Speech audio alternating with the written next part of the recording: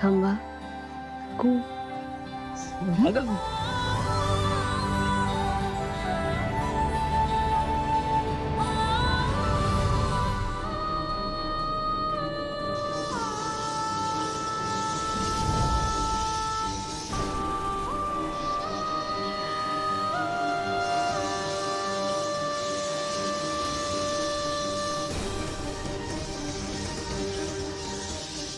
काय आहे हे सगळं?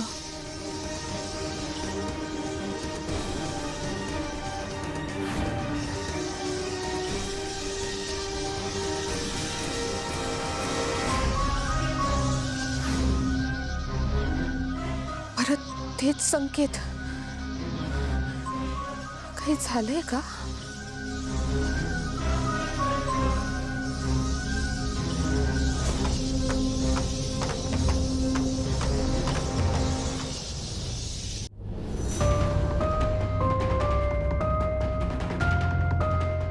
अनन्याताई, वेदाने तिची बाहुली आमच्या खोलीत ठेवली हा. का? मी काय तिची बाहुली पळून नेणार नव्हते.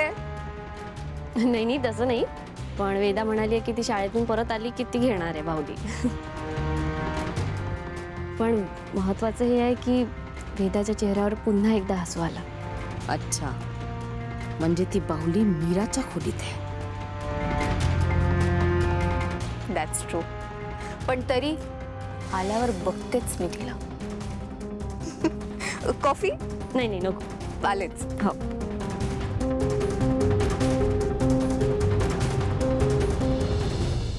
मीरा, ऐक ना, घरात सगळं ठीक आहे ना ग? हो, मी घरात नसताना घरात काही घडलं नाहीये ना नक्की? एक गोष्ट घडली. काय?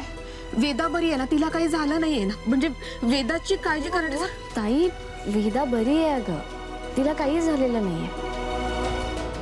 पण वेदाची बाहुली परत हरवली होती.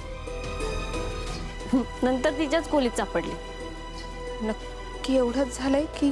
हो ताई, म्हणजे घरातले सगळे घाबरले होते. सगळ्यांना वाटलं की ती बाहुली पुन्हा एकदा घरातून बाहेर गेली की काय, मागच्या वेळेस गेली होती तशी. पण मला असं वाटतं की त्या बाहुलीत घाबरण्यासारखं काहीच नाही आहे अगं. आणि तसंही माया या घरातून गेल्यानंतर ना सगळं छानच चाललंय.